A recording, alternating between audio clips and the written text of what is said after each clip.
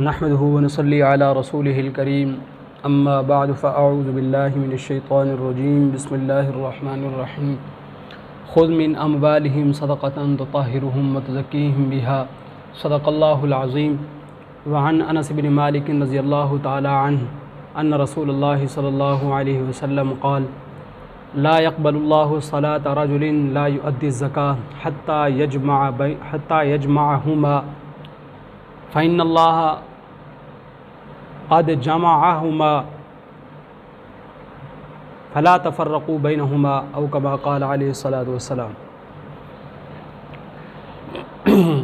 जो रमज़ान मुबारक का महीना करीब आता जाता है, मुसलमानों के दरमियान बाहमी उल्फ़त व महब्बत और एक दूसरे के साथ हमदर्दी का जज्बा गालिब आने लग जाता है।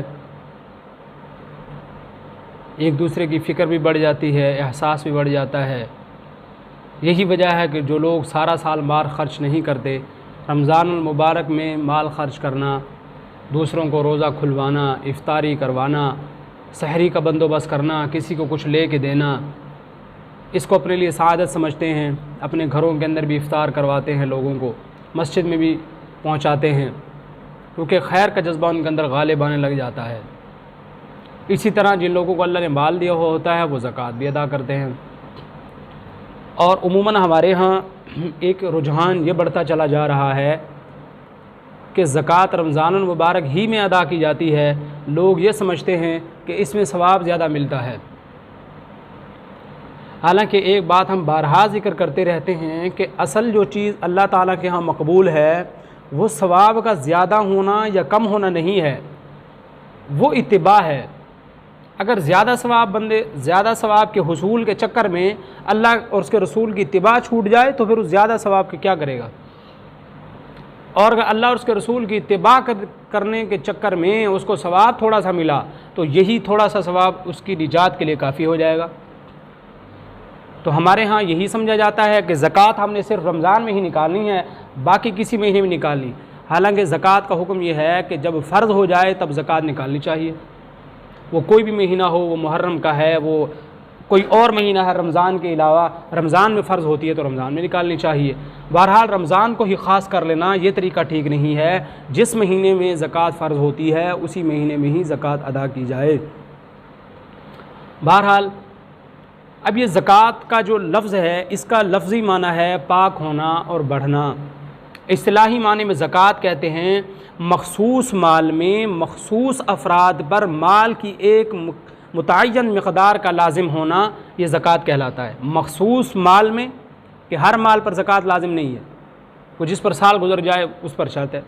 मखसूस अफराद पर, हर एक बंदे पर भी ज़कात लाजिम नहीं है। मखसूस बंदे होते हैं जिनके पास वो माल होता है, उसमें से एक मुतय्यन मिक़दार है कि आपने 2.5% ज़कात निकालनी है साल में से। 2.5% जो भी उसका टोटल का 2.5% आपने निकालना है, ये ज़कात है। अब ज़कात को ज़कात कहते क्यों हैं? इसलिए कि इंसान जो है वो माल की तरफ लगा रहता है, माल की तरफ। माल को माल भी इसलिए कहते हैं कि माल का माना होता है माइल होना, तो चूँकि इंसान माल की तरफ माइल होता है इसलिए उसको माल कहा जाता है। अब इंसान ज़कात की तरफ माइल होता है क्योंकि ज़कात तो माल पर लाजिम होती है ना, तो माल की तरफ इंसान सारा साल माल को इकट्ठा कैसे करना है, माल कहाँ से कमाना है, ज़्यादा कमाना है, थोड़ा कमाना है, सारा साल इंसान का रुझान पैसे की तरफ रहता है कि पैसा कैसे कमाना है। तो अब उसकी रूह के ऊपर जो है वो पैसे का गलबा होना शुरू हो जाता है। गोया वो पैसा माल जो है वो इंसान को अल्लाह से दूर करने लग जाता है, और वो पैसा जो है माल इंसान की रूह के ऊपर मैल कुचैल जमा देता है। तो अब शरीयत ने जो ज़कात लाजिम की है, और हदीस में आता है कि ज़कात जो है ये माल का मैल कुचैल होता है। तो जब इंसान उस माल में से एक थोड़ा सा हिस्सा, 2.5% थोड़ा सा हिस्सा जब अल्लाह के रास्ते में ख़र्च करता है, तो जहाँ पर हदीस में आता है उसके माल पाक हो जाता है, वहीं पर उसकी रूह भी पाक हो जाती है। वो जो उसकी रूह के ऊपर एक मैल कुचैल जम जाता है, वो एक उसकी रूह मैली हो जाती है। माल के साथ मोहब्बत की वजह से इंसान बकिया आमाल को छोड़ देता है। तो अल्लाह ताला ने के उसूल और निज़ाम बनाया कि इंसान थोड़े से पैसे निकालेगा, मैं उसका वो बकिया माल भी पाक कर दूंगा, उसमें बरकतें भी रख दूंगा, और इसकी रूह के ऊपर जो एक दौलत की एक तह जम गई है मैं इस तह को तोड़ दूंगा, और ये इसका ताल्लुक़ मेरे साथ ज़्यादा हो जाएगा, माल की तरफ नहीं जाएगा। तो चूँकि माल ज़कात अदा करने से इंसान का नफ्स भी पाक होता है, इंसान का माल भी पाक होता है, इसीलिए ज़कात को ज़कात कहते हैं। फिर ये है कि ज़कात की फ़जीलत के बारे में, अहमियत के बारे में कुरान करीम में बेशुमार आयात हैं, बेशुमार अहादीस हैं। इसके ऊपर हम चंद एक कुरान की आयात और चंद एक अहादीस पढ़ते हैं, उसके बाद ज़कात के निसाब को ज़िक्र करते हैं कि ज़कात किन पर फ़र्ज़ होती है, किन सूरतों में फ़र्ज़ होती है। कुरान करीम में अल्लाह ताला फरमाते हैं कि इन तुब्दुस्सदक़ात फ़निअम्मा ही व इन तुख़्फ़ूहा व तु'तूहल फ़ुक़रा फ़हुव खैरुल लकुम। क्या लोगों, इन तुब्दुस्सदक़ात, अगर तुम लोगों को दिखाकर खुले आम अगर अल्लाह के रास्ते में ज़कात निकालोगे, ये भी अच्छी बात है। अगर और व इन तुख़्फ़ूहा, अगर तुम छुपा कर माल देते हो, व तु'तूहल फ़ुक़रा, और मोहताज लोगों को, ज़रूरतमंद लोगों को छुपा कर ज़कात देते हो, फ़हुव खैरुल लकुम, ये उससे भी ज़्यादा बेहतर है। तो इसलिए जो इंसान खर्च करे, नफली काम जो भी है, उसके अंदर असल ये है कि रियाकारी ना हो और वो लोगों से छुपा कर दिया जाए। लेकिन अगर कोई शख्स ज़कात इसलिए निकालता है ताकि दूसरे लोग भी देखें, तो उनके अंदर भी ये जज्बा गालिब हो, वो भी ये समझे कि यार फ़लाँ आदमी तो ज़कात देता है, मुझे भी देनी चाहिए, फ़लाँ मेरा दोस्त है, फ़लाँ मालदार आदमी वो ज़कात देता है, मुझे भी ज़कात देनी चाहिए। फिर लोगों को दिखा कर भी ज़कात दी जा सकती है, वरना जो ये चूँकि फ़र्ज़ है ज़कात। और दूसरी बात यह है कि ज़कात की अहमियत इस्लाम के अंदर बहुत ज़्यादा है, हत्ता कि अगर कोई शख्स ज़कात का इनकार कर दे तो वो काफ़िर हो जाएगा। जैसे कि नमाज का इनकार करने वाला शख्स काफ़िर हो जाता है। जैसे हमने हज़रत अनस बिन मालिक की रिवायत पढ़ी है कि आप सल्लल्लाहु अलैहि वसल्लम ने फरमाया कि अल्लाह ताला उस आदमी की नमाज भी कबूल नहीं करते जो ज़कात अदा नहीं करता, इसलिए कि अल्लाह ने नमाज और ज़कात को इकट्ठे ज़िक्र किया है। हुजूर ने फरमाया तो इन दोनों में फ़र्क ना करो। नमाज और ज़कात का जिक्र कुरान में जगह जगह पे इकट्ठे है कि नमाज पढ़नी है, ज़कात भी देनी है। ये क्या भाई, नमाज में पैसे खर्च नहीं होते, नमाज पढ़ लेता है, कभी कभी ज़कात में माल निकालना पड़ता है, तो वहाँ पर इंसान जो है वो सुस्ती से काम लेता है। ऐसा नहीं करना चाहिए। हुजूर ने फरमाया कि ये चूँकि वो अब इबादत जो नमाज वाली कर रहा है उसमें खुलूस नहीं है, खुलूस होता तो ज़कात भी अदा करता, तो अल्लाह ताला अदम खुलूस की वजह से वो नमाज भी कबूल नहीं करते इस आदमी की। तो बहरहाल जो है नमाज और ज़कात में फ़र्क नहीं करना चाहिए। जिस तरह नमाज ईमान का हिस्सा है, ऐसे ही ज़कात भी ईमान का हिस्सा है। बहरहाल अल्लाह ताला फरमाते हैं कि माल जो है वो अल्लाह के रास्ते में ख़र्च करो। दूसरे मकाम पर अल्लाह ताला सूरह बकरा में ही फरमाते हैं, अल्लज़ीना युनफ़िक़ूना अम्वालहुम बिल्लैलि वन्नहारि सिर्रन व अलानियतन फलहुम अजरुहुम इंद रब्बिहिम वला खौफुन अलैहिम वला हुम यहज़नून। कि वो लोग जो अल्लाह के रास्ते में माल खर्च करते हैं दिन रात, ना दिन देखते हैं ना रात देखते हैं, सुबह को भी खर्च करते हैं, शाम को भी करते हैं, छुपा कर भी देते हैं, दिखा कर भी देते हैं, ताकि दूसरे लोगों को भी तौफीक मिले, दूसरे लोग भी कहें कि यार माल खर्च करना चाहिए। अमूमन हमारे माशरे के अंदर एक बीमारी ये है कि हम देखा देखी काम करते हैं। अब जिस आदमी के पास पैसे में नहीं भी है ना, तो अमूमन जैसे ये बात बारहा हम जिक्र करते हैं कि शादियों के मौके पर एक आदमी है, उसने अपनी बेटी की शादी करनी है, बेटे की करनी है, उसके बाद फुर्सत नहीं है, लेकिन देखा देखी उसने देखा मेरे भाई ने ऐसे की अपने बच्चों की शादी, मैं भी ऐसे करूँ, अब वो देखा देखी में कर रहा है, बाकी उसको दीन का नहीं पता। कोई मर गया है, अब कुल खानी का शरई हुक्म क्या है, किसी को खाना कैसे खिलाना चाहिए, उसका हमें शरई मसला नहीं पता, देखा देखी फ़लाँ ने इतनी देगे पकाई है, मुझे पकानी चाहिए, अब देखा देखी काम करता है। इसलिए आप सल्लल्लाहु अलैहि वसल्लम ने फरमाया कि ज़कात जो दिखा कर लोगों को खर्च करता है, चलो दूसरे लोग इसको देख के ही और नहीं तो खर्च कर लेंगे, चलो फ़लाँ आदमी ज़कात देता है, मुझे भी ज़कात देनी चाहिए। तो अब ज़कात का फ़ायदा क्या होगा, इस आयत में अल्लाह ताला फरमाते जो लोग ज़कात खर्च करते हैं, ला खौफ़ुन अलैहिम वला हुम यहज़नून, क़यामत के दिन इन बंदों पर कोई खौफ और कोई गम ना होगा, बिल्कुल बेगम ठहरे हुए होंगे वहाँ पर, सिर्फ ज़कात अदा करने की बरकत से। और इसके और बेशुमार फ़वाइद हैं।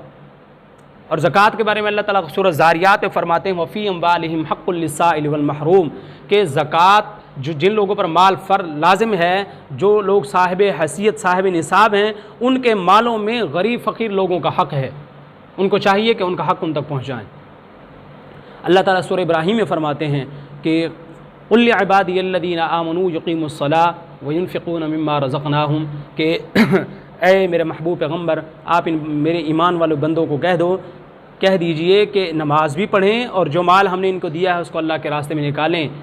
मिन क़ब्ल अन यअतिया यौमुन ला बैउन फ़ीहि वला ख़िलाल, कबल इसके कि ऐसा दिन आ जाए कि ना तुम्हारा पैसा कबूल किया जा सके, ना सिफारिश कबूल की जा सके, तुम खर्च करना चाहो तो अल्लाह ताला उसको धुतकार दें। और वो दिन मौत के वक़्त का और क़यामत के दिन का है। आदमी वहाँ पर पैसा खर्च करने चाहेगा, पैसे की तो कोई हैसियत ना होगी। एक हदीस में आता है, इंसान जिस आदमी के पास माल होता है और वो ज़कात अदा नहीं करता, जब वो मरने लगता है तो उसका जी चाहता है मैं अल्लाह के रास्ते में ख़र्च करूँ, लेकिन अल्लाह उस वक़्त भी उस बंदे को तौफीक नहीं देते। जी चाहता है लेकिन गलबा इतना होता है दुनिया की मोहब्बत का, कहता है चलो रहने दूँ, अब मेरे बच्चों के काम आएगी। उसको जालिम को ये नहीं पता कि अपने नफ्स पे जुल्म कर रहा है, ज़कात तुझ पर फ़र्ज़ है, तुझे निकालनी चाहिए, नहीं मैं अपने बच्चों के लिए छोड़ के जा रहा हूँ। इसी तरह अल्लाह ताला सूरह हदीद में फरमाते हैं वमा लकुम अल्ला तुनफ़िक़ून फ़ी सबीलिल्लाह वलिल्लाहि मीरासुस समावाति वल अर्द, तुम्हें क्या हो गया तुम अल्लाह के रास्ते में माल खर्च नहीं करते, हालांकि माल तो अल्लाह की मीरास है, तुम्हें अल्लाह ने दिया है, तुम खर्च भी नहीं करते। तो इसलिए इस सिलसिले में जब जिस शख्स के ऊपर ज़कात लाजिम है उसे चाहिए कि वो ज़कात अदा करे। हज़रत जाबिर रज़ी अल्लाह ताला अन्हु फरमाते हैं रसूलुल्लाह सल्लल्लाहु अलैहि वसल्लम ने इरशाद फरमाया, जो आदमी अपने माल की ज़कात निकाल लेता है अल्लाह ताला उसके माल का शर उस ख़त्म फरमा देते हैं।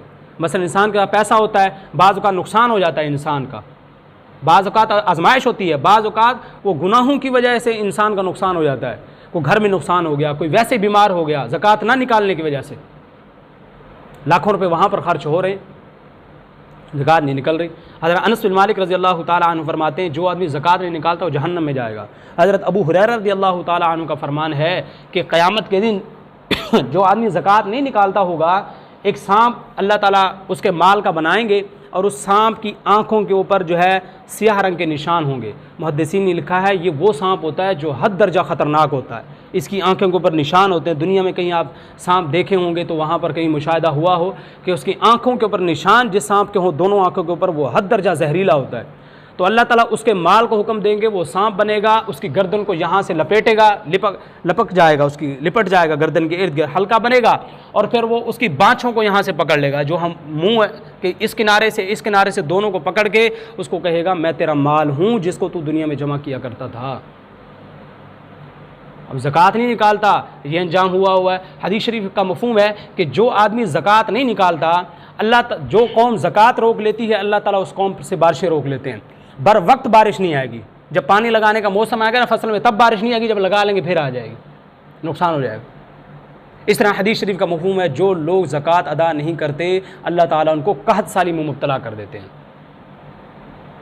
आज हम अपना हाल देख लें, देखिए आज हम अपनी फसलों को देखें, हालांकि अकली बात है, सोचने की बात है, साइंस ने बड़ी तरक्की कर ली है, ऐसे ऐसे बीज आ गए हैं फसलों के कि दावे करते हैं बनाने वाले कि अब जो है गंदम 30 मन के बजाय 100 मन होगी एकड़ के अंदर।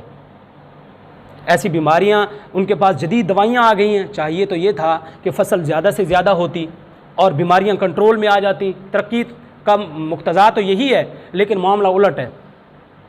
फसलों की दवाइयाँ महंगी होती चली गई, बीज की क्वालिटी अच्छी हो गई, स्प्रे की क्वालिटी अच्छी हो गई, लेकिन पैदावार लो होती जा रही है आए साल। वजह क्या है? ये बात साइंसदान को समझ नहीं आएगी, ये मुसलमान को समझ आ सकती है कि अल्लाह। अब देखिए, अब एक हम मुसलमानों की फरसूदा हाली देखिए, हमारी फरसूदा सोच देखिए। अब हम कितनी जगह पे बारिशें आईं, यालाबारी हुई, ओले बरसे, एकड़ के एकड़ तबाह हो गए। अब आदमी 20 मन में से 1 मन अल्लाह को देना गवारा नहीं करता, लेकिन वो ये चाहता है 20 मन की 20 मन का बेड़ा गर्क हो जाए तो कोई मसला ही नहीं है। तो ये हम अपनी फसलों का हाल देख लें, अपने कारोबार का हाल देख लें, हर जगह हमारे साथ यही हो रहा है। ज़्यादा से ज़्यादा किसी ने एहसान किया इस्लाम के ऊपर और अल्लाह के ऊपर तो गंदम में से उशर निकाल लेता है, बाकी उसको पता ही नहीं है। गंदम में से उशर है तो भूसे में से भी तो निकलता है, कपास में से भी निकलता है, फसलों में से, घास के ऊपर बीज जो हम बरसीन काश्त करते हैं, जो हम ज्वार काश्त करते हैं, हर चीज़ के ऊपर उशर है। सब्जियों के ऊपर भी उशर होता है। कौन अदा करता है? कौन निकालता? कोई नहीं निकालता। अगर हम अपना हाल देख लें, पैसा होने के बावजूद भी परेशानी है, पैसे भी हैं फिर भी पता ही नहीं चलता कहाँ चले जाते हैं। एक वो दौर था कि जब सहाबे किराम के पास थोड़े से पैसे होते थे, उनको भी अल्लाह के रास्ते में खर्च करते थे।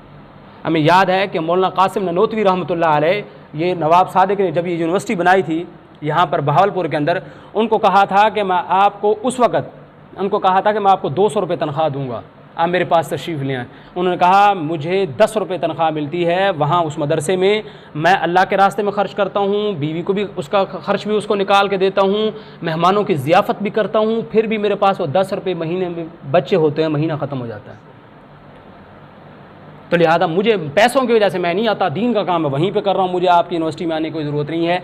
और इसी वक्त फिर यहाँ पर मौलाना खलील अहमद सहारनपुरी रहमतुल्लाह आए थे और आज भी मौजूद है कि ये जो इस्लामी यूनिवर्सिटी है तो वो बिल्कुल ही बेड़ा गर्क हो गया, हया नाम की कोई चीज़ नहीं है, दीन का तो कोई तसव्वुर भी नहीं है वहाँ। असल में ये कि दीनी मदरसा था, इस्लामिया यूनिवर्सिटी असल में जामिया को कहते हैं, जैसे हम कहते हैं ना फ़लाँ जामिया सिद्दीकिया, जामिया फ़लाँ, तो अरबी में जामिया कहते हैं, इंग्लिश में यूनिवर्सिटी कहते हैं। तो असल में था जामियातुल इस्लामिया, एक मदरसे का नाम था, मदरसों के नाम हैं अभी जामियातुल इस्लामिया फ़लाँ जामिया।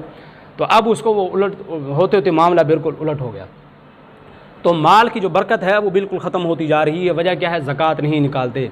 अब ज़कात हम मुख्तसरन ये जिक्र कर लेते हैं कि ज़कात किस माल के ऊपर फ़र्ज़ होती है। देखिए, ज़कात के अंदर 4 किस्म का माल होना चाहिए। जिस आदमी के पास 4 किस्म का माल, उस पर ज़कात फ़र्ज़ है। फिर ये याद रखना चाहिए कि 3 किस्म के लोग हैं। एक वो आदमी है जिसके ऊपर ज़कात देना फ़र्ज़ है, एक वो आदमी है कि जो ना ज़कात दे सकता है ना ले सकता है, तीसरा वो है जो ज़कात दे तो नहीं सकता क्योंकि साहिब हैसियत नहीं, अलबत्ता ज़कात उसके ऊपर लेना जायज़ है, वो ज़कात ले सकता है। अब हम तीनों किस्म को मुख्तसरन जिक्र करेंगे। पहली किस्म, जो लोग ज़कात देंगे उनके पास 4 किस्म का माल देखा जाएगा। उनके पास सोना है, उनके पास चांदी है, उनके पास नकदी है, उनके पास माल तिजारत है। ये 4 किस्म के अमवाल। अब अगर किसी आदमी के पास सोना है, सिर्फ सोना, तो देखेंगे उसके पास 7.5 तोले सोना है या नहीं। अगर फिर ये सोना जेवर की सूरत में हो, किसी डली की सूरत में हो, किसी बर्तन की सूरत में हो, खा वो किसी भी शक्ल सूरत में हो, उसके अंदर थोड़ा सा खोट भी हो, यानी कि सोने के अलावा कोई और धात भी मिलाया गया हो, ये सारा सोना कहलाएगा, इसके ऊपर ज़कात होगी। अकेला सोना 7.5 तोले, अकेली चांदी 52.5 तोले चौंदे जो है 52.5 तोले चांदी। अब इस 52.5 तोले में खा वो डली की सूरत में हो, खा वो जेवर की सूरत में हो, खा वो बर्तन की सूरत में हो, किसी भी सूरत में चांदी हो, इस्तेमाल होती हो या ना होती हो, 52.5 तोले चांदी है, इस पर भी ज़कात लाजिम है। तीसरी सूरत, किसी के पास नकदी है, पैसे पड़े हुए हैं, खा वो मोबाइल के अंदर है, मोबी कैश में है, खा वो बैंक अकाउंट में पड़े हुए हैं, खा किसी चेक की सूरत में पड़े हुए हैं, उसके कब्ज़े में हैं, उसके ऊपर तसर्रुफ़ है, किसी के पास रखाए हुए हैं, अमानत के तौर रखवाए हुए, वापस ले सकता है, ये भी नकदी के अंदर शामिल हैं। किसी को कर्ज़ दिया हुआ है, वापस मिलने की उम्मीद है, इसके ऊपर भी ज़कात लाजिम है। तो अगर अब ये नकदी पैसे इतने हैं कि जिनसे 52.5 तोले चांदी ख़रीदी जा सकती है, ये तकरीबन 45 से 50 हज़ार रुपये बनते हैं, तो इस आदमी के ऊपर ज़कात लाजिम होगी। अभी 50 हज़ार के ऊपर कितनी ज़कात बनती है? तकरीबन 1200-1250 रुपये बनती है। अब हम 10 रुपये की चीज़ 50 रुपये में ख़रीदते हैं गवर्नमेंट से, वो हम खुशी से ले रहे होते हैं, लेकिन अल्लाह जहाँ पे कहता है कि वहाँ पर तुमने 100 रुपये के अंदर से 2.5 रुपये खर्च करने हैं, वो हमसे नहीं होते। तीसरे नंबर पर नकदी आ गई। चौथे नंबर पर माल तिजारत। किसी आदमी का तिजारत का कोई भी काम है, किसी ने परचून की दुकान है, किसी का मेडिकल स्टोर है, कि कोई भी तिजारत की सूरत है, उस तिजारत का जो माल है उस माल को गिना जाएगा। मेडिकल स्टोर में दवाइयाँ लिखी हुई हैं, अच्छा वो कीमत ख़रीद नहीं गिनी जाएगी, वो कीमत फ़रोख्त गिनी जाएगी। मसलन एक आदमी ने कोई चीज़ ख़रीदी है 10 रुपये की, लेकिन उसने वो बिकती मार्केट में 15 की है, तो वो 15 रुपये के हिसाब से उस चीज़ को जमा करेगा। मेडिकल स्टोर में चीज़ पड़ी हुई है तो दवाइयाँ कीमत ख़रीद पर नहीं, जितने की बेचेगा उतना हिसाब लगेगा। किसी का कोई भी तिजारती काम है, वो जिस चीज़ पर बेचेगा, ऐसी तिजारत के लिए प्लाट लिया हुआ है, अब उसने बेचना है, तो जिस कीमत पर वो बेचेगा उसी कीमत पर ही वो शुमार करेगा और उसी हिसाब से ज़कात निकालेगा। अब ये 4 चीज़ें हो गई, सोना अलग हो गया, चांदी अलग हो गई। इन दो की अगर निसाब अपना पूरा है तो इनकी मालियत पर ज़कात आएगी। 7.5 तोले सोना होगा तो ज़कात देगा, वरना नहीं। कम है तो फिर नहीं देगा। 52.5 तोले चांदी होगी तो ज़कात देगा, वरना नहीं। नकदी और माल तिजारत की कीमत इतनी बन जाए कि 52.5 तोले चांदी खरीद सकता है तो ज़कात लाजिम होगी, कम होगा तो नहीं लाजिम होगी। फिर ये है कि अंदाज़ा लगाया जा सकता है या नहीं। अगर दुकान में इतनी चीज़ें पड़ी हुई हैं कि अब ये गिन ही नहीं सकता, तो फिर उलमा ने इजाज़त दी है कि अंदाज़ा लगा सकता है, लेकिन अंदाज़ा ज़्यादा का लगाएगा, कम का नहीं। मसलन इसके अंदाजे में बनती है कि ये चीज़ 40, ये मतलब 1 लाख रुपए का सामान मेरे पास पड़ा हुआ है, तो अब ये नहीं कि 1 लाख का पड़ा हुआ तो ये पैसे कुछ ज़्यादा हिसाब में लगाए, क्योंकि जिसने अंदाज़ा लगाने वाला काम ये खुद अपनी मर्ज़ी से कर रहा है। शरीयत तो कहती है गिन ले, हम तो नहीं कहते तू अंदाज़ा लगा। शरीयत तो कहती है तू गिन, लेकिन ये कहता है मैं गिन नहीं सकता, तो फिर किसी माहिर आदमी को दिखाकर इतना अंदाज़ा लगवाए कि वो 200, 200, 400, 500, 1000 रुपये ऊपर लगाए, ताकि पैसे कम ना हों। ज़्यादा होंगे तो सवाब मिलेगा, कम होगी तो क़यामत के दिन पकड़ हो जाएगी, इसलिए फ़ायदा कोई नहीं है। इसलिए ज़्यादा पैसे निकालने चाहिए। लेकिन अगर किसी के पास ना 7.5 तोले सोना है, थोड़ा सा सोना है, किसी के पास थोड़ी सी चांदी है, नकदी भी थोड़ी सी पड़ी है, तिजारत का सामान भी थोड़ा बहुत है, अब इन सब को जमा किया जाएगा। अगर इन सब की कीमत 52.5 तोले चांदी की कीमत को पहुंच जाती है तो फिर भी ज़कात लाजिम है। मतलब आधा तोला सोना पड़ा हुआ है, चांदी है ही नहीं, नकदी पैसे पड़े हुए हैं, या नकदी पैसे नहीं है, तिजारत का थोड़ा सामान पड़ा हुआ है, तो ये 4 चीज़ें हैं। इन चारों को मिलाने से अगर 52.5 तोले चांदी को ख़रीदने जितनी कीमत जमा हो जाए, ज़कात लाजिम हो जाएगी। और ये मसला बार मैं कहता हूँ, औरतों पर हर सूरत ज़कात लाजिम होती है। औरतों को चाहिए ज़कात निकालें। अगर किसी औरत के पास 1 तोला सोना भी है, और उस यकीनी बात है हर औरत के पास 10-20 रुपये 50-100 रुपये कहीं ना कहीं होते ही हैं, तो वो उसका 1 तोला सोना और साथ जब वो 100 रुपये मिलेंगे तो 2 चीज़ें बन जाएंगी। और अब ये इतनी कीमत बन जाएगी इन दोनों की कि इनके ज़रिए से 52.5 तोले चांदी खरीदी जा सकती है, ज़कात लाजिम हो जाएगी। अब वो चाहे उधार लेके ज़कात अदा करे, वो अपना सामान बेच के ज़कात अदा करे, ज़कात उसको अदा करनी है, वरना वही सोना उसके लिए वबाल जान बन जाएगा। हदीस शरीफ में आता है, 2 औरतें आप सल्लल्लाहु अलैहि वसल्लम के पास आईं, सोने के कंगन पहने हुए थे। हुजूर ने फरमाया कि क्या तुम इनकी ज़कात अदा करती हो? कहने लगे नहीं या रसूलल्लाह। हुजूर ने फरमाया कि क्या तुम चाहती हो कि तुम्हें जहन्नम के कंगन पहना दिए जाएँ? कहने लगे नहीं या रसूलल्लाह। हुजूर ने फरमाया फिर इनकी ज़कात अदा किया करो। अब ये 4 किस्म के माल मैंने जिक्र शुमार करवाए, इनके ऊपर ज़कात लाजिम है। जिस आदमी के पास इतना माल होगा वो ज़कात देगा। लेकिन अगर किसी आदमी के पास ये 4 किस्म के माल हैं, या इनमें से कोई एक है, 2 हैं, 3 हैं, लेकिन इनकी कीमत इतनी नहीं बनती कि जिसके ज़रिए से 52.5 तोले चांदी खरीदी जा सके, कम बनती है, अब हम इसके साथ 5वीं चीज़ मिलाएंगे, इस ज़रूरत से ज़ायद सामान। ज़रूरत से ज़ायद सामान के अंदर हर वो चीज़ है जो गैर शरई है, जिसकी शरीयत इजाज़त नहीं देती इस्तेमाल करने की, अगर वो घर में रखी हुई है वो ज़रूरत से ज़ायद है। मसलन टीवी रखा हुआ है फिल्मों के लिए, ड्रामों के लिए, ठीक है, LCD लगाई हुई है, डिश एंटीना लगाया हुआ है, लैपटॉप रखा हुआ है, जी फिल्में देखेंगे, ड्रामे देखेंगे, ये सारी चीज़ें ज़रूरत से ज़ायद हैं। ऐसे ही गाड़ी है जो 2 रखी हुई है, हालांकि काम एक ही आती है, एक में काम चल सकता है, दूसरी एवं रखी हुई है, तो यह एवं ज़कात में जाएगी, इसको ज़कात में शुमार किया जाएगा। अलबत्ता जो ज़रूरत का सामान है, अगर ज़रूरत के तौर पर 10 गाड़ियाँ भी काम आती हैं तो फिर उनमें से किसी पर भी ज़कात नहीं है। बग़ैर ज़रूरत के 5 रुपये की चीज़ भी रखेगा उस पर भी ज़कात होगी। वो 5 रुपये की चीज़ बाकी सामान के साथ मिल करके ज़कात का पूरा निसाब बन जाएगा। तो लिहाजा अब अगर ज़रूरत का ज़ायद सामान है जो साल हर साल इस्तेमाल ही नहीं होता, उमूमन मैं जैसे बताता रहता हूँ कि औरतों को शादी के अंदर सामान मिलता है, अब वो माएँ बेचारी वो सारी ज़िंदगी वो उनके बिस्तर ऐसे ही पड़े रहते हैं, उनका सामान सारा ऐसे ही पड़ा रहता है। अब यह सामान ज़रूरत से ज़ायद है, लिहाजा इसको भी शुमार किया जाएगा ज़कात के अंदर। घर के अंदर बर्तन पड़े हुए साल साल इस्तेमाल नहीं होते, गुनाह की सारी चीज़ें जो मैंने बताई, ये इस्तेमाल करे या ना करे, इन ये ज़कात के अंदर शामिल होंगी। अब अगर कोई आदमी 4 चीज़ें पहले जो मैंने बताई थी, वो 5वीं चीज़ ज़रूरत से ज़ायद सामान, इन 5 चीज़ों को मिलाने से अगर किसी के पास इतने पैसे बन जाते हैं कि वो ज़कात 52.5 तोले चांदी खरीद सकता है, तो फिर ये आदमी ना ज़कात दे सकता है ना ले सकता है। 4 चीज़ें हों तो ज़कात देगा, इन 5 चीज़ों की कीमत मिलाएंगे ना ज़कात देगा ना लेगा। इसके लिए लेना भी जायज़ नहीं है। दे इसलिए नहीं सकता कि देने के लिए 4 चीज़ों पर इतनी शर्त थी, वो 4 वाली पूरी पाई नहीं जाती। लेने के लिए लाजिम है कि इन 5 चीज़ों को मिलाने से भी उसके घर में 52.5 तोले चांदी खरीदने जितने पैसे जमा ना हो सकें। अगर जमा हो सकते हैं इन 5 चीज़ों को मिलाने से तो ज़कात अदा नहीं करेगा, लेगा भी नहीं। लेकिन अगर 5 चीज़ों को जमा करने से भी पैसे पूरे नहीं होते तो फिर ज़कात ले सकता है, लेना जायज़ है। चाहे एक आदमी उसकी 50,000 रुपये महीने की तनख्वाह है, लेकिन वो महीने से पहले ख़त्म हो जाते हैं, किराए का मकान है, इतनी ज़रूरियात, लाख रुपए भी कमाता है, किराए का मकान है, उसका ज़रूरत ही पूरी नहीं होती, अगर ये आदमी मजबूर है तो इसको ज़कात दी जा सकती है। ऐसे ही किसी आदमी का अखराजात घर के फैमिली के जो अफराद हैं वो बहुत ज़्यादा हैं, या एक आदमी ने कई शादियाँ की हुई हैं, बच्चे ज़्यादा हैं, अब वो कमाता तो 5 लाख रुपए महीना है, लेकिन वो सब की ज़रूरतें ही पूरी नहीं कर सकता उसके अंदर, तो ना इस पर ज़कात लाजिम ही नहीं है और बल्कि इसको ज़कात भी दी जा सकती है। तो अब ये 3 चीज़ें आ गई। 4 मैं फिर जिक्र कर देता हूँ, इसलिए कि सिर्फ जुमे का टाइम पूरा करना मकसूद नहीं है, आपको मसला समझाना मकसूद है। 4 किस्म के माल हों, सोना हो, चांदी हो, नकदी हो, माल तिजारत हो। 4 किस्म के माल हों, इनका मजमुआ हो या अलग अलग हों। 4 किस्म के माल अगर आदमी के इतने पैसे बन जाएं कि वो 52.5 तोले चांदी खरीद सकता है, तकरीबन 45 से 50 हज़ार रुपये की आती है 52.5 तोले चांदी, या इससे भी कम की आती होगी। अगर किसी के पास इतना पैसे बन जाते हैं तो ये ज़कात निकालेगा।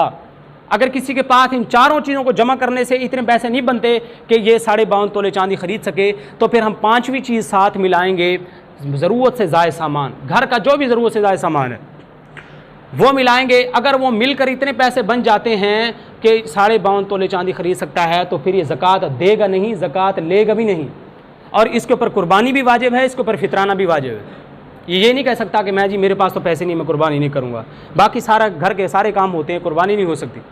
कुर्बानी करेगा, नहीं करेगा तो गुनाहगार होगा।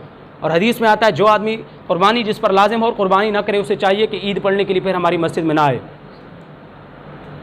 इसलिए कुर्बानी फिर करनी चाहिए। हाँ, अगर इन पाँचों सामान को मिलाकर सोना, चांदी, नकदी, माले तिजारत, अब किसी के जहन में ये बात है कि उसके पास 5 होंगी ना, फिर तो 2 तो होंगी, 1 तो है, 3 चीज़ें तो हैं, जो हैं उनको मिलाने से ही अगर 52.5 तोले चांदी की कीमत कोई पैसे नहीं पहुँचते, फिर ये ज़कात ले भी सकता है, चाहे पैसे जितने भी कमाता हो, वो मसला नहीं है कमाने का। अलबत्ता अब ज़रूरत घर का जो सामान है, मतलब जो रिहाइश के लिए घर रखा हुआ है, रिहाइश के लिए गाड़ी रखी हुई है, रिहाइश के लिए और चीज़ें रखी हुई हैं, तो इनके ऊपर ज़कात नहीं है। ऐसे ही किराए पर चढ़ाने के लिए मकान लिया हुआ है, दुकान किराए पर देने के लिए रखी हुई है, तो इसके ऊपर ज़कात नहीं होगी। अलबत्ता इसकी जो आमदन होगी उस आमदन पर ज़कात होगी। मकान दिया हुआ किराए पर, 10 मकान है, 10 के 10 किराए पे चढ़ाए हुए हैं, तो वो किराया जो मिलेगा ना, वो उस किराया को शामिल किया जाएगा नकदी के अंदर, कि जिस महीने में ज़कात निकाल रहा है यकीनन इस महीने का किराया भी आया, तो अब वो किराया इसके अंदर ऐड हो जाएगा असल कीमत में।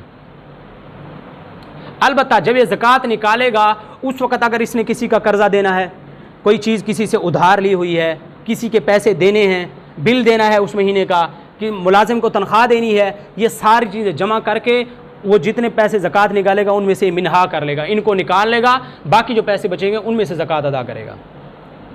बिल, उस महीने का बिल निकालने के बाद, उस महीने का घर का खर्चा निकालने के बाद, उस महीने का रेंट निकालने के बाद, उस महीने का मुलाजिम रखा हुआ उसकी तनख्वाह निकालने के बाद, सारी चीज़ें उस महीने की निकालने के बाद फिर ये टोटल पैसे करेगा, उन पर ज़कात लाजिम होगी।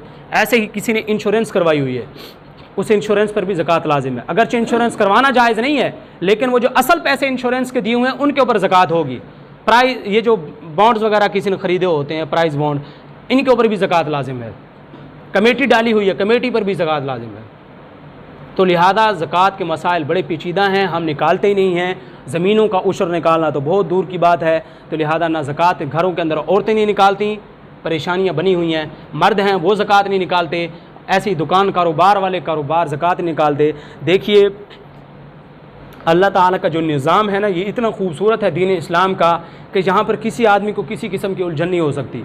अगर हर मालदार ज़कात निकाले तो जितने ये भीख मांगने वाले लोग हैं और गरीब गुरबा और जो भूख से मर रहे हैं, हम क्या समझते हैं कि ये सिर्फ ख़ुदकुशी करने का गुनाह सिर्फ उन्हीं को होता है जो ख़ुदकुशी भूख से कर जाते हैं। वो मालदार, उनकी छितरोल होगी क़यामत के दिन, जिनको ज़कात अदा करनी थी और उसको ज़कात नहीं दी, पड़ोसी को, रिश्तेदार को, और वो बेचारा लटक के मर गया, उसको तो गुनाह हुआ ही है।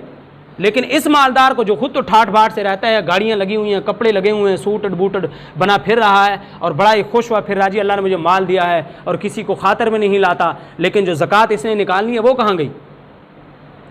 इसका गुनाह, उस खुदकुशी का गुनाह इस साहिब को भी होगा। इसलिए घरों का हिसाब करें, और अगर किसी को नहीं पता कि मैं कद से साहिब निसाब बना हूँ, मुझे तो पता ही नहीं, मेरे पास तो इतना माल मौजूद है, उसको चाहिए एक अंदाज़ा लगा ले, एक अंदाज़ा लगाए, तखमीना लगाए कि कब से मेरे पास ये चीज़ें आई हैं, उसी महीने से अपना हिसाब शुरू करे अगले महीने तक। और दूसरी बात यह है कि मिसाल के तौर पर एक आदमी ने आज हिसाब किया, जुमे के दिन उसने हिसाब किया कि मेरे पास मालियत बन जाती है तकरीबन 10 लाख रुपए। अब अगले साल तक हमने देखना है, और निसाब कितना बनता है?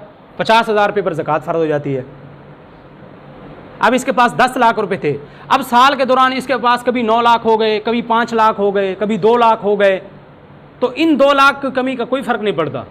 असल है निसाब पूरा हो तो जितनी एक महीने के दिन ज़कात का हिसाब लगाएगा, मसला आज के दिन 10 लाख थे, अब साल के अंदर उसके पास कभी 2 लाख हो जाते थे, कभी 8 हो जाते, कभी 20 हो जाते, कभी 30 हो जाते, तो उन 20-30 का 2 का कोई हिसाब नहीं है। आज के दिन 10 थे, अगले साल इसी दिन देखेंगे इसके पास कितने हैं, जितने भी होंगे इन्हीं 2 को हिसाब में रख कर ज़कात निकालेगा। बीच में जो कम हो गए उनका हिसाब नहीं है।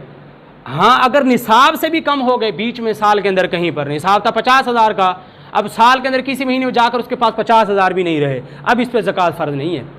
अब इसके पास दोबारा जब पैसे आएंगे फिर उस दिन को देखेगा अगले साल तक। तो निसाब पूरा हो लेकिन कम ज़्यादा होते रहें तो कोई हर्ज नहीं है।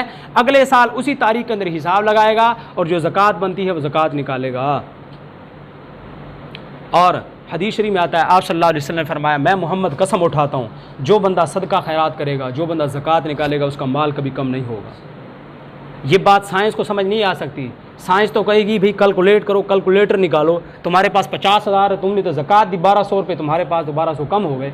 ये बात साइंस को समझ नहीं आएगी। ये बात सिर्फ ईमान वाले को समझ आ सकती है, खा वो साहिब साइंस हो या ना हो, उसको समझ आए कि वाकई जब हुजूर ने कह दिया कि पैसा बढ़ेगा तो फिर बढ़ेगा। इसलिए ज़कात निकालना हम पर ज़रूरी है। हदीस में आता है कि जो ज़कात निकालेगा, अल्लाह ताला सदका निकालेगा, अल्लाह उसके माल को कम नहीं करेंगे। जिस आदमी पर किसी ने जुल्म किया, उसने जुल्म बर्दाश्त कर लिया, तो अल्लाह ताला इसको दुनिया के अंदर ऐसी इज़्ज़तें अता फरमाएंगे, परेशान हो जाएगा कि इतनी इज़्ज़तें मुझे कैसे मिली। तो इसलिए इस तरह कुरान करीम में अल्लाह ताला फरमाते हैं सूरत रूम के अंदर कि वमा आतईतुम मिर रिबल लियरबू फी अमवाल, कि जो आदमी रिबा के तौर पर, सूद के तौर पर पैसा बढ़ाता है, वमा आतईतुम मिर रिबल लियरबू फी अमवाल अन्नास, लोगों के माल के अंदर पैसे ज़्यादा बनाने के चक्कर में रहता है, अल्लाह ताला फरमाते हैं इसका माल नहीं बढ़ेगा। मैं अल्लाह कह रहा हूँ, वमा आतईतुम मिन ज़कातिन, कि जो आदमी ज़कात निकालेगा और अल्लाह की रज़ा मतलूब होती है तो मैं उसके माल को बढ़ाऊँगा। अब ये बात अजीब सी है, अकल को समझ नहीं आती, लेकिन ईमान को समझ आती है कि अल्लाह जब कह रहा है कि सूद से पैसा बढ़ेगा नहीं, कम होगा, ज़कात अदा करने से, सदका अदा करने से बढ़ेगा, जेब कभी खाली नहीं होगी, अल्लाह ताला माल खुद ब खुद रास्ते निकालेंगे, रिज़्क़ के निकालेंगे, कारोबार के निकालेंगे, नौकरियों के मौके निकालेंगे। शर्त यह है कि सदका खैरात करनी चाहिए। हम पैसे सुकेड़ के सेंध के रखते हैं। और आखिर में एक वईद सुनाकर मैं बात को ख़त्म करता हूँ। अल्लाह ताला फरमाते हैं कुरान करीम में कि वल्लज़ीन यकनिज़ून अज़्ज़हब वल-फ़िज़्ज़त वला युनफ़िक़ूनहा फ़ी सबीलिल्लाहि फ़बश्शिरहुम बिअज़ाबिन अलीम यौम युहमा अलैहा फ़ी नारि जहन्नम फ़तुक्वा बिहा जिबाहुहुम व जुनूबुहुम व ज़ुहूरुहुम हाज़ा मा कनज़्तुम लिअन्फ़ुसिकुम फ़ज़ूक़ू मा कुन्तुम तकनिज़ून, कि जो लोग अपना माल जमा करके रखते हैं, बैंक में रखते हैं, अकाउंट के अंदर रखते हैं कि पैसा कहीं चला ना जाए, उसको सेव रखा जाए, महफूज रखा जाए, ज़कात अदा नहीं करते, सदका नहीं करते, तो उनको कह दीजिए कि यही माल क़यामत के दिन इसको सोने चांदी को गर्म किया जाएगा जहन्नम में, इनके पेशानी पर लगाया जाएगा, इनके पहलू पर लगाया जाएगा। यौम युहमा अलैहा फ़ी नारि फ़तुक्वा बिहा जिबाहुम, पेशानी, व जुनूबहुम, पहलुओं पर, व ज़ुहूरुहुम, पीठ के ऊपर निकाला जाएगा, लगाया जाएगा, और उनको कहा जाएगा हाज़ा मा कनज़्तुम लिअन्फ़ुसिकुम, ये वही माल है जो तुम जमा करके रखते थे। अब इन 3 जगहों पर क्यों लगाया जाएगा, इसकी हिकमत भी उलमा ने बड़ी अजीब बयान की है कि जब किसी से ज़कात मांगी जाती है ना, तो वो उसके पहले पेशानी पे बल आता है। अल्लाह ताला फरमाते हैं अच्छा पहले यही पेशानी सुकड़ी थी ना तेरी मेरा रास्ते में माल खर्च करते हुए, पहले यही सोना गर्म करके इसकी पेशानी पे लगाओ। फिर इंसान पेशानी पर सुकेड़ता है, फिर पहलू तही करता है, 100 बहाने टाल मटोल करता है, यार नहीं है, अभी तो मैंने कर्ज दिया हुआ है, मेरे पास पैसे नहीं है, आने हैं, फिर कहूँगा कोई मदरसे वाला मांगने आ जाए, भी यार मदरसे बच्चे भूखे बैठे हैं, माल खर्च कर दो, वो कहता है नहीं। हाँ अगर शादी आ जाए कि अयाशी करनी है, उड़ानी है, किसी को नचवाना है, फजूल पैसे उड़ाने हैं, फिर तो इसके पास बड़े पैसे आएंगे। अल्लाह के रास्ते में मस्जिद को 10 रुपये देते हुए इसको बुखार आएगा, नोट भी वो देगा जो फटा हुआ होगा आधा। तो ये हमारे ईमान की जो असल पैमाना यही है। तो अल्लाह ताला फरमाते हैं फिर चूंकि इसने पहलू तही की और दूसरे नंबर पर इसके पहलुओं को दागा जाएगा। अब फिर तीसरे नंबर पीठ को क्यों दागा जाएगा, इसलिए कि ये पीठ फेर कर वो बेचारा मांगने वाला रह जाता है, मांगते हुए ये पीठ फेर के जा रहा है। अल्लाह ताला फरमाते इसने पीठ दिखाई थी ना मुझे, इसके लगाओ पीठ को अभी सोना चांदी।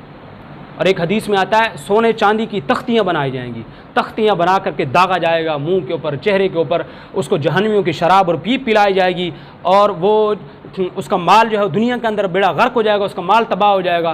चुनाचे देख लीजिए जो लोग सूद का काम करते हैं, ज़कात नहीं निकालते, आहिस्ता आहिस्ता उनका काम ख़राब होता जाता है। और अल्लाह ताला फिर ऐसे आदमी के पैसे हराम काम में लगवाते हैं। उसको मस्जिद में 10 रुपये देने की तौफीक नहीं होगी, लेकिन वो शादियों में बड़ा उड़ाएगा, वो हराम काम में पैसा बड़ा खर्च करेगा, उसको नेक किसी मोहताज, बेवा, ज़रूरतमंद उस पर खर्च करने की तौफीक नहीं होगी। इसलिए जो अपने रिश्तेदार हैं सबसे ज़्यादा हक़ उनका है, करीबी रिश्तेदारों में ख़ास तौर पे जो बेवा औरत है वो सबसे ज़्यादा मुस्तहिक है। लोग उंगलियां, वो बाहर बेचारी काम करने के निकलेगी, लोग बड़ी उंगलियां उठाएंगे इसके ऊपर। और आजकल का तो मर्द है ही भेड़िया, तो उसने 4 शादियाँ भी की हुई हो तब भी उसकी नज़र कभी साफ नज़र से वो किसी औरत को नहीं देख सकता, वो मैली नज़र से ही देखेगा। तो इसलिए औरत को भी अल्लाह ने औरत के तहफ़्फ़ुज़ के लिए उसको कहा कि तो घर से बाहर ना निकल, ज़रूरत पड़ती है तो पर्दा करके जाया कर, इसी में तेरी भलाई है। वरना औरत तो मर्द के झांसे में आ जाती है, बेचारे की इज़्ज़त भी जाती रहती है।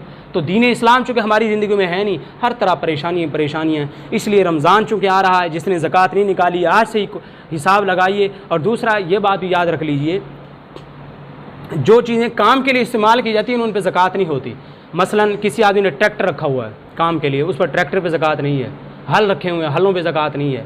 किसी ने धोबी है, उसने मशीनें रखी हुई हैं कपड़े धोने के लिए, इस पर ज़कात नहीं है। किसी ने रेढ़ी लगाई हुई है, रेढ़ी पर ज़कात नहीं है। रेढ़ी पर जो सामान बेचेगा ना, उस पर आमदन पे ज़कात होगी। ट्रैक्टर के ज़रिए से जो माल कमाएगा ना, उशर आएगा ज़मीन का, उस ज़मीन के ऊपर ज़कात होगी। उशर कहलाता है, वो ज़मीन की ज़कात उशर कहलाती है, उस पर ज़कात अदा करेगा। लेकिन ट्रैक्टर पर कोई ज़कात नहीं है। ऐसे ही और चीज़ मशीनरियाँ लेके रखी हैं जिनके ज़रिए से कुछ कमाता है, उन मशीनरियों पे कोई ज़कात नहीं है। उन मशीनों के ज़रिए से जो माल कमाएगा ना, उस माल के ऊपर ज़कात आए।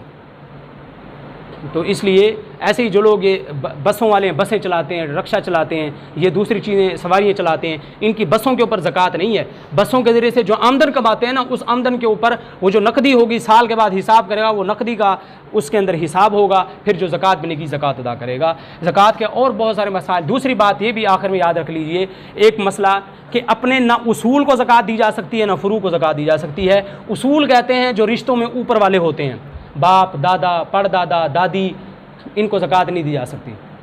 बाप को ज़कात नहीं दी जा सकती इसलिए कि बाप का मकाम इतना बड़ा है ज़का कि उसको मैल कुचैल दिया जाएगा। उसका तो माल ही सारा उसका है। इंसान की ज़िंदगी बाप से मिली है, माल उसकी वजह से मिला है, इल्म उसकी वजह से मिला है, जो कुछ भी कामयाबी उसकी वजह से मिली है। लिहाजा बाप को ज़कात नहीं, बाप को जो माल है उसको दिया जाए, पाक माल उसको दिया है। ज़कात क्यों दी जाती है? अपने फ़ुरू को भी ज़कात नहीं दी जाती। बेटी को ज़कात नहीं दी जा सकती, बेटे को नहीं दी जा सकती, पोते और पोतियों को, नवासे और नवासियों को ज़कात नहीं दी जा सकती। वो तो खून का, वो तो जिगर का टुकड़ा है, उनको ज़कात क्यों दी जाए? खर्च ऐसे ही कीजिए, सदका कीजिए, उनको पर उनको हदिया दीजिए, उनको गिफ्ट दीजिए, उनको तहाइफ दीजिए। हदीस में आता है मोहब्बतें भी बढ़ेंगी, अल्लाह और अदा करेगा। तो इसलिए दीन के मिजाज को समझना चाहिए, दीन के मसाइल को समझना चाहिए। इतने मसाइल हैं जो निश्चित। अब देखिए टाइम हमारा ऊपर हो गया कितना, वजह क्या है? हम वक्त पे नहीं आते, बात पूरी नहीं हो सकती। अब ये बातें हमारे ज़िम्मे भी हैं आपको बताना। अब क्या किया जाए? इसलिए अब जैसे रमज़ान आगे आ रहा है, रमज़ान में हम कोशिश करें कि 1 घंटे का बयान रखें और हम जो है 1:45 बजे से बात शुरू करें या 12:30 बजे शुरू करें, 1:30 बजे तक, ताकि दीन की 4 जुमे आएंगे या 5 जुमे आते हैं, ज़्यादा से ज़्यादा बातें दीन के मसाइल। रमज़ान का जो एक सेल अल्लाह की तरफ से है, जैसे बाज़ार के अंदर लगी होती हैं सेल लगती है 50% डिस्काउंट, अल्लाह ताला की तरफ से तो फ्री क्या, ये तो 70% डिस्काउंट, 70% ऊपर अता करते हैं। नफिल का सवाब फ़र्ज़ पे चला गया और एक फ़र्ज़ का सवाब 70 फ़र्ज़ों पे चला गया, लाखों की नेकियां अरबों में चली गई, वो बग़ैर हिसाब किताब के सिलसिला चला गया। तो इसलिए रमज़ान को हमने बाबरकत बनाना है। जिन लोगों के पास माल है, थोड़ा है, ज़्यादा, औरतों को कहिए कि औरतें यहाँ ज़कात अदा करें, और औरत पर ज़कात लाजिम। अगर शोहर अदा कर दे तो उसकी मेहरबानी है, लेकिन असल औरत के ऊपर ही ज़कात लाजिम है कि उसके पास पैसे हैं तो अदा करे। शोहर अदा कर दे तो ये जो है इससे मोहब्बत भी बढ़ेगी, मियाँ बीवी के रिश्ते के दरमियान जो नाचाकियाँ हैं वो भी ख़त्म होंगी। चूँकि फिर सारे पैसे अमूमन हमारे यहाँ जहाँ पे है मर्दों के पास ही होते हैं पैसे, औरतें बहुत कम रखती हैं, तो मर्द को ही चाहिए उसकी ज़कात जितनी बनती है वो भी निकाले। तो लिहाजा ज़कात हमें जितनी हो सकती है निकालें, सदका जितना हो सकता है निकालें, गरीबों पे खर्च करें, भूखों को खिलाएं। अब देखिए बहावलपुर के अंदर ही कल परसों खबर मैंने पढ़ी थी, एक आदमी ने अपने बच्चों को जहर दिया, ख़ुद भी फौत हो गया। हालाँकि मर्द के पास बड़ा हौसला होता है, लेकिन वो कितना हौसला टूटा होगा, उसने हाथ भी फैलाए होंगे कि दोस्तों से भी मांगा होगा, रिश्तेदारों को भी पता होगा, हमसायों को पता होगा, यार ये बंदा 5 दिन से भूखा है। और एक और औरत, बहावलपुर का वाक़या, अभी 2-3 दिन पहले मैंने पढ़ा, एक औरत ने कहा कि मेरे शौहर ने खुदकुशी कर ली। जिस दिन उसने खुदकुशी की उस दिन हम 5वां दिन था, हमने एक लुक़मा भी नहीं खाया, ना हमने ना हमारे बच्चों ने। इसका ज़िम्मेदार कौन है? हमने पड़ोसियों की हम खबर नहीं लेंगे तो कौन लेगा? हम कहते हैं हम बुज़ुर्ग बन जाएं, मुत्तकी परहेज़गार बन जाएं, अबू बकर सिद्दीक़ वाला मकाम हमें हासिल हो जाए। भाई वो तो लोगों के घरों में जाकर झाड़ू दिया करते थे, वो तो उस बुढ़िया को लुक़मा चबा कर खिलाया करते थे। जब हज़रत उमर ने जाकर पहले दिन रोटी खिलाई थी बुढ़िया को, तो उस बुढ़िया ने कहा लगता है आज वो शख्स नहीं रहा। हज़रत उमर ने कहा क्यों? उसने कहा कि वो जो बंदा रोटियां खिलाता था ना मुझे आके लुक़ में, वो पहले अपने मुँह में चबा के नरम करके फिर खिलाया करता था कि बुढ़िया है चबा नहीं सकेगी। वो अबू बकर सिद्दीक़ सिर्फ नमाज़ों के ज़रिए से नहीं बने अबू बकर। हज़रत उमर रज़ियल्लाहु ताला ने सिर्फ नमाज़ें पढ़ के, तहज्जुद पढ़ के उमर नहीं बने, वो लोगों का ख्याल रखा है। अपने कंधे पे गल्ला लाद के सारी रात गश्त चक्कर काटा करते थे, कोई भूखा तो नहीं। कोई बच्चा प्यासा तो नहीं। उस वक़्त जो है लोग ये समझते हैं कि जी उस वक़्त टेक्नोलॉजी नहीं थी। हज़रत उमर ने माँओं के वजीफ़े जारी किए जो बच्चों को दूध पिलाती थी। आज ये इस्लामी मुल्क कहलाता है, कितनी माँओं को वजीफ़ा दिया जाता है जो दूध पिलाती हैं, बच्चों वाली होती हैं। हज़रत उमर ने वजीफ़ा जारी किया था कि जिन औरतों के छोटे बच्चे हैं वो अपने बच्चों को दूध पिलाती हैं, उन माँओं को पैसे दिए जाए। उन बच्चों का वजीफ़ा था जो दूध पीते थे। तो वो निज़ाम अगर आज भी हमारे यहाँ नहीं, अंग्रेज़ों के यहाँ वो उस पर अमल करते हैं, लिहाजा वो आगे चले गए। इस पर बहुत सारे वाक़यात मेरे जहन में आ रहे हैं कि वो लोग कामयाब क्यों हैं, हम नाकाम क्यों हैं। लिहाजा वक्त इजाज़त नहीं दे रहा, वरना मैं आपको जिक्र करता। इसलिए कोशिश कीजिए, ख़ुद सदका ज़कात निकालिए। ज़कात जिस पर लाजिम है, फ़र्ज़ है निकालना। मैंने हदीस शुरू में सुनाई थी, जिस आदमी पर ज़कात फ़र्ज़ है, ज़कात नहीं निकालता, उसकी नमाज भी कबूल नहीं होती। तो इसलिए रमज़ान आ रहा है, ज़कात नहीं निकालेंगे, ना रोज़ा कबूल, ना नमाज कबूल, कुछ कबूल नहीं, तो फ़ायदा कोई नहीं है। इसलिए अपना ज़कात निकालिए, अपने रिश्तेदारों को दीजिए, मदारिस के बच्चों पर ख़र्च कीजिए। वो जितना दीन का काम पढ़ेंगे, आगे जब तक ज़िंदगी है दीन फैलाएँगे, उनके शागिर्द चलेंगे, सब आखिर तक आपको सवाब आपका जारी सारी है। ज़कात चूँकि मस्जिद में लग नहीं सकती, मदरसे कोई बिल्डिंग नहीं बनाई जा सकती, ज़कात के ज़रिए किसी बंदे को जो है वो मालिक बनाया जाता है। ज़कात में ये शर्त है, मस्जिद पे आप ज़कात नहीं लगा सकते, ज़कात किसी बंदे को देंगे। ये भी कितना खूबसूरत निज़ाम है अल्लाह का। देखिए, अल्लाह ने फरमाया कि ज़कात मस्जिद पे नहीं लगा सकते। एक हिकमत तो ये है कि बंदों पर खर्च करो, दूसरी ये है कि क्या तुम्हें मस्जिद बनाने के लिए नापाक माल मिला। ज़कात को तो हदीस में कहता है माल मैल कुचैल है माल की। तो अल्लाह ताला फरमाते हैं, अच्छा मेरा घर बनाना था तो मैल कुचैल, अपने घर के ऊपर बड़े मार्बल और टफ टाइल लगा रहे हो, वही ये धोखा भी अल्लाह को। तो इसलिए ये अल्लाह का बड़ा खूबसूरत निज़ाम है, बड़ी दीन में हिकमतें हैं। तो दीन सीखने, क्योंकि हम सीखते नहीं इसलिए हमें बातों का पता भी नहीं चलता। अल्लाह से दुआ अल्लाह हमें दीन सीखने की तौफीक अता फरमाए और ज़कात और सदका खैरात ज़्यादा से ज़्यादा अल्लाह के रास्ते में निकालने की तौफीक अता फरमाए। वमा अलैना इल्लल बलागुल मुबीन।